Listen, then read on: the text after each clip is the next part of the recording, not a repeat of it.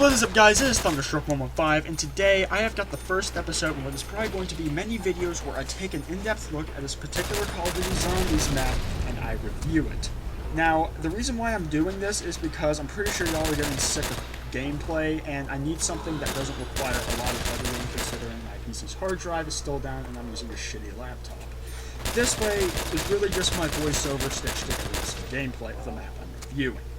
But anyways, I just want to quickly clarify two things. One, in this series, I'm just going to be doing the Treyarch maps, so no Exo zombies, no Infinite Warfare zombies, and no World War II zombies.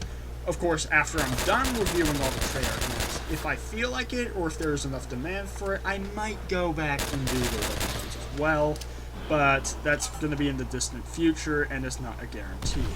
Other thing is that, keep in mind that throughout this video, all the opinions expressed in it are my own, and therefore if you disagree, you don't need to get your pants in a bunch for it, because it's my opinion, everyone's entitled to it, you're entitled to your own opinion, and honestly this is just a fact that the internet nowadays just can't seem to get a grasp on. But without further ado, let's get into the map review. So a bit of background first. Now, Nacht Der Untoten was the first zombies map in all of Zombies. Because of this, Treyarch didn't know if this was just going to be a one-off thing, or if it would blossom into a huge mode. Obviously, it blossomed into a huge mode that is very popular to this day. But anyways, it was originally meant as a nice little fun side mode for completing the World War campaign. A few years ago, this got patched, and now Zombies is available right from the get-go, but before you had to beat the campaign in order to play Zombies. So anyways, let's start with some map flow. Alright, so when you spawn into the map, you have an M1911 starter pistol and 2 grenades, as well as 500 points.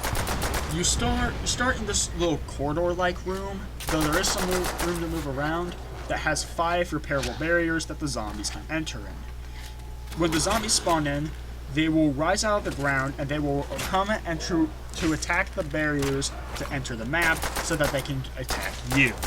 Now, of course, sometimes with the World at War Zombies AI, they don't go straight for the barriers and sometimes like to circle around the map.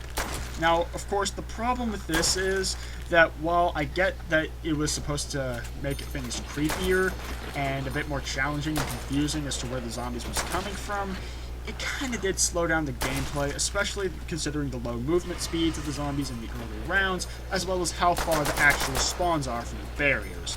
In fact, this is probably one of the only maps where I actually shoot with the pistol on round 1. But anyways, that aside, there are 2 weapons that you can get in this room. There is the Kar 98K, which you can buy for 200 points, and is kind of shitty, but if you use it for headshots, it's not that bad during the early rounds. And then there's the M1A1 Carbine, which is 600 points, but will last you a little bit longer. From here, there are 2 doors that you can buy. There's the help door, which will lead into the help room, and there's also a debris that you can clear on the spiral staircase, which leads upstairs. In the help room, which most people go through in their games, there will be 2 more wall buys. There will be the Thompson and SMG, as well as the double-barreled shotgun, which is self-explanatory. In addition, you will also find 3 more barriers, one of which you can't see until the zombies take it down, as well as the mystery box. From here, there is also another debris which will lead upstairs. Now, upstairs, there are a couple wall buys. There's the wall buy for the bar, the trench gun, the sawed-off shotgun, and the Kar 98K scope, as well as the steel hand grenade wall buy.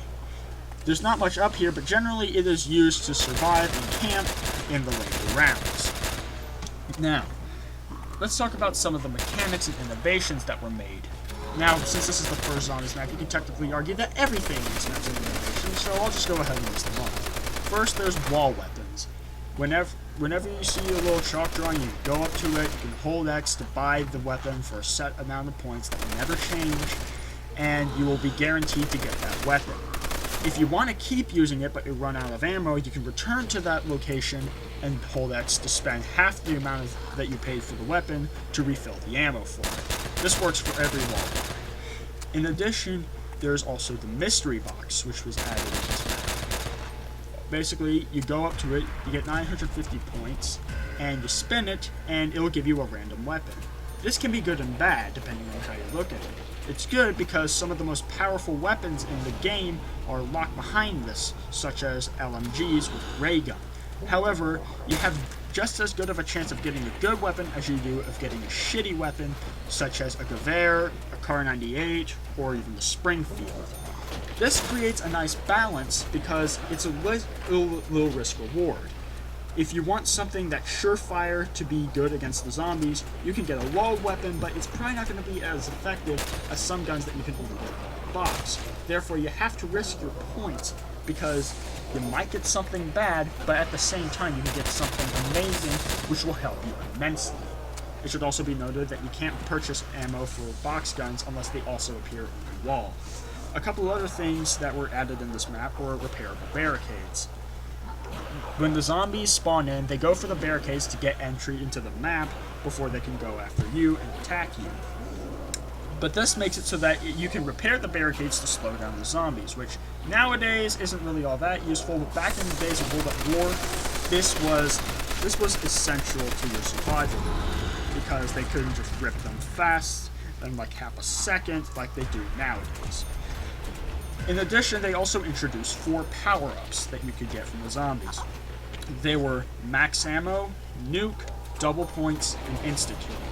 Now, the double points and insta-kill, usually when you have them active, you have like a little icon at the bottom, but in Nacht Der Untoten, it was different. It just said insta-kill or double points, and it would show you how many seconds left you had remaining, which is kind of nice so you could plan for it a bit. And it was a bit weird that they never brought this back in any of the maps, but it would kind of clutter the HUD, so it does make sense. And anyways, I'm getting off track. But anyways, these gameplay innovations become staples of all the future Zombies maps, and there really isn't that much to say about it. Now, let's talk about the side quests. Now, despite what you may think, Nacht Der Untoten actually does have one side quest. And it's a nice little, it's basically just a music Easter egg. If you go to the help room, if you look to the right of where the mystery box is at, you'll notice a radio. If you shoot it or knife it, it will start playing music from the World at War campaign. Of course, the problem is you can only hear it if you're close enough to the radio, so honestly, for most of the game, you're not really going to be able to hear it that well. Alright, let's talk about replay value. Normally, I would probably talk about the main Easter egg here in later videos, but obviously Nacht Der Untoten doesn't have one, so yeah, let's just go ahead and get to the replay value. Honestly, it's not very replayable. I mean, I get this was the first map in Zombies, and at the time it might have seemed great, but compared to what we have now, it's very bare bones, which is kind of the charm of it. You know, you don't really have anything to rely on but you and your weapons. But at the same time, you don't really have much to vary up the gameplay, and therefore this is not a map I play very often. At most, I do it like maybe once a week, unless I need to get footage of it for something such as this review. Anyways, let's move on to the re-releases. Ever since it was originally released in World at War, Nacht Der Untoten has been featured 4 additional times in Call of Duty Zombies, at least at the time that I recorded this.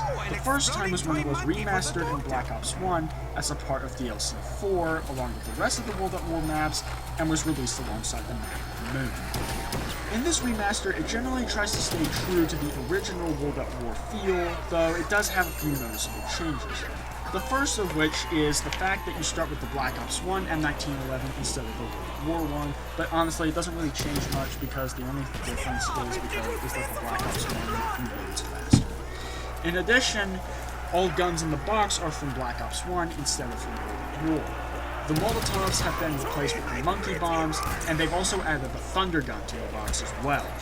This kind of changes up the dynamic because now you have an insta-kill wonder weapon that can bail you out, something that was not present in World at War, and while you did have the ray gun, it would often kill you instantly. The next change is the fact that they added Mule Kick to this map in a patch after Moon release, where they added Mule Kick to every map in Black Ops 1, including the World at War remasters, and to this day, I still have no idea why they did that. But honestly, that change didn't really affect it too much for me, considering the fact that generally I just get a gun from the box, use it till it runs out of ammo, then just pick the box, rinse, repeat, and honestly, this just gives me an extra gun slot to do that with. So I really don't think it makes that much of a difference, and at least not as much of a difference as something like Jug or Speed Cola would make. And the final difference isn't one with the core gameplay, but they all actually added a new music Easter egg called Undone, where if you shoot 3 specific barrels, a song will play. And I thought that was a pretty nice addition.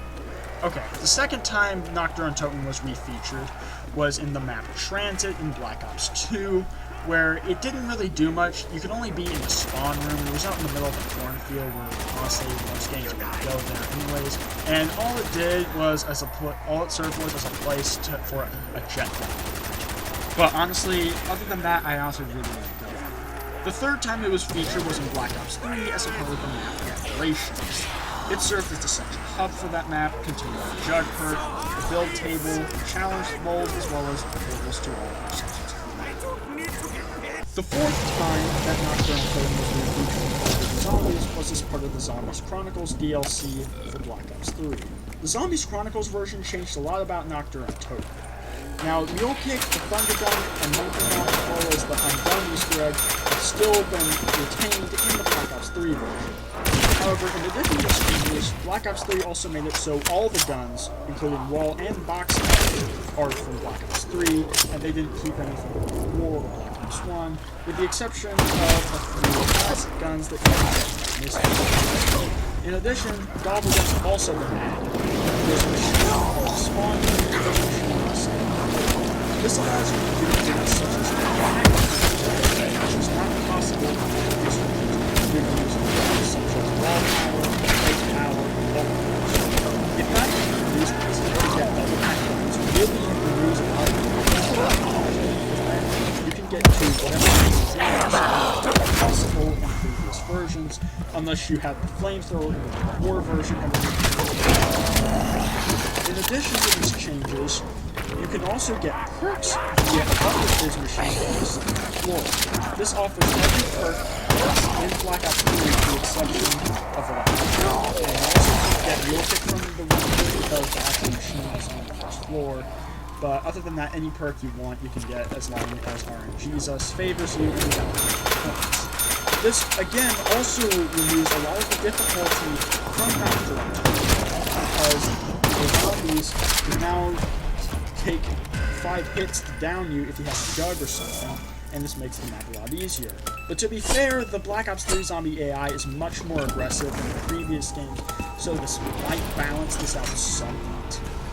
In addition to these changes, they've also added a short little mini Easter egg, where there are 4 buttons that you can press. The first one is by the Mule Kick machine on the first floor, the second one is under a little rack in the health room, the third one is in the back behind the sniper cabinet in the second floor, and the fourth is above the spiral staircase where you have to remove the barrier in order to start.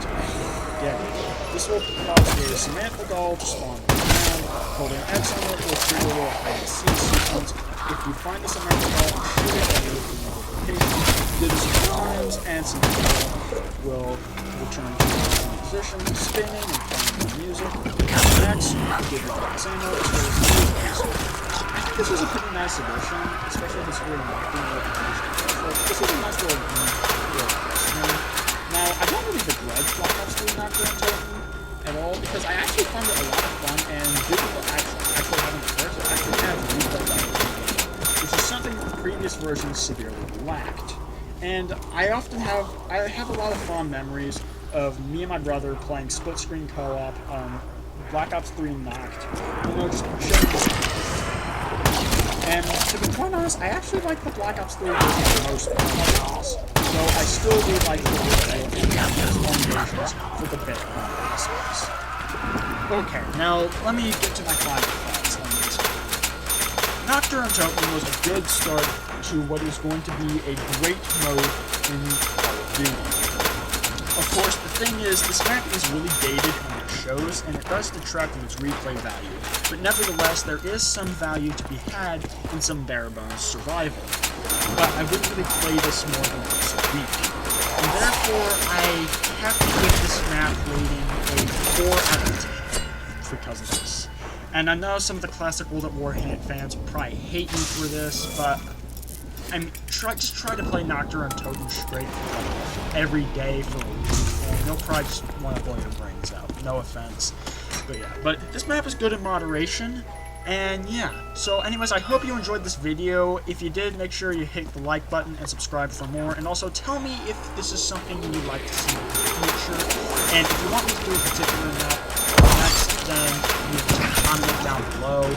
Otherwise, I'll probably just do this in the chronological order for release. So probably the next episode to be released will be.